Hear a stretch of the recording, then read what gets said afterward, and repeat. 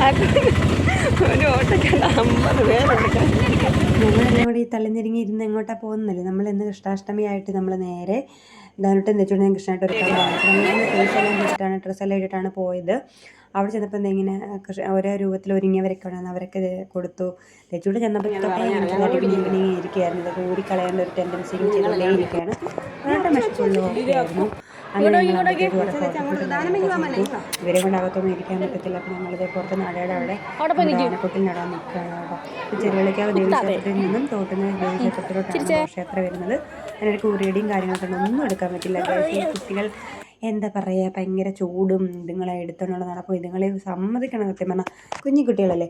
അപ്പോൾ അതിൻ്റെ ഇതേ മഞ്ഞപ്പൂവൊക്കെ വെച്ചിട്ട് ഒരു ഗോഷ്ടിയൊക്കെ കാണിച്ച് നടക്കുന്നുണ്ടായിരുന്നു. അങ്ങനെ ഞങ്ങൾ അവിടെ നിൽക്കുകയാണ്. ഘോഷയാത്രയ്ക്ക് എല്ലാവരെയും പിള്ളേരായിട്ട് വരിയായിട്ട് നിർത്തുകയാണ്. അതിനിടയ്ക്ക് മണ്ണ് വാരാൻ തേച്ചോട്ട് ഓടിപ്പോയി ഗൈസ്. അവിടെ നിന്ന് എടുത്തിട്ടുണ്ടോ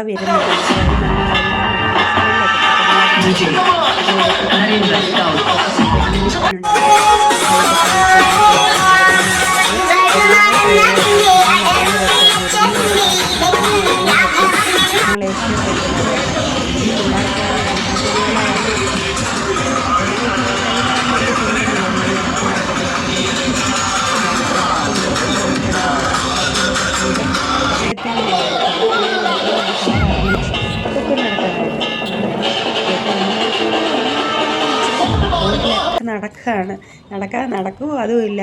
പിച്ച വെച്ച് നടക്കത്തുള്ളൂ. ഓടുന്നുണ്ടോ അവിടെ. ഇത് നമ്മുടെ ചേച്ചിയുടെ വെച്ചാണ് അതിൻ്റെ അടുത്ത് പോകാൻ എല്ലാ കുട്ടികളും നല്ല രസമുണ്ടായിരുന്നു. ഒന്നാലും നേരെ എടുക്കാൻ പറ്റിയില്ല.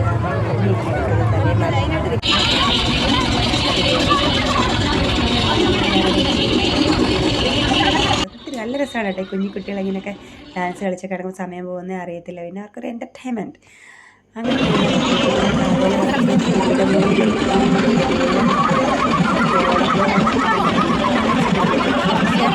ഓൾറെഡി പോസ്റ്റ് ചെയ്തിട്ട്